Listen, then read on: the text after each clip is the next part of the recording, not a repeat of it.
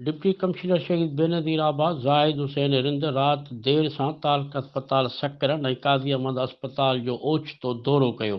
जिते हिन अस्पताल जे मुख़्तलिफ़ शोबनि जो मुआइनो कयो, ख़ासि करे ट्रामा सेंटर ऐं गाइनी वार्ड बाबति मालूमात हासिल कई, जॾहिं त रिकॉर्ड चेक करण सां गॾु एमरजेंसियुनि में दवाउं जी मौजूदगीअ बाबति पिणु पुछा कई।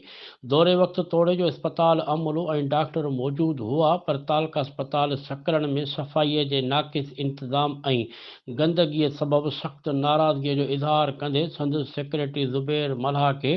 डिस्ट्रिक्ट हेल्थ ऑफिसर शहीद बेनज़ीर आबाद सां राब्तो करे खेसि सूरत हाल बाबति ॿुधाइण जूं हिदायतूं जारी कयूं। होॾां क़ाज़ी अहमद अस्पताल जो दौरे वक़्तु मजमूई तौरु बहितर माहौल ऐं इंतज़ामनि ते इत्मीनान जो इज़हार कयो। इन मौक़े ते डिप्टी कमिश्नर ज़ाहिद हुसैन रिंद ॻाल्हाईंदे चयो त सकरन ऐं क़ाज़ी अहमद ॿई शहर क़ौमी शहर ते क़ाइमु आहिनि, जितां ॾींहं राति में हज़ारे गाॾियुनि जो गुज़र थिए थो, जिते हादसा रोज़ जो मामूल आहिनि, जंहिं सबबि ॿिन्ही इस्पतालनि में हर वक़्तु एमरजेंसी जी सूरत हाल हुअणु घुरिजे। इन करे अमले खे चौकस ऐं दवाउनि समेत बुनियादी सहूलतूं ऐं ज़रूरतियूं मुकमल हुअणु घुरिजनि।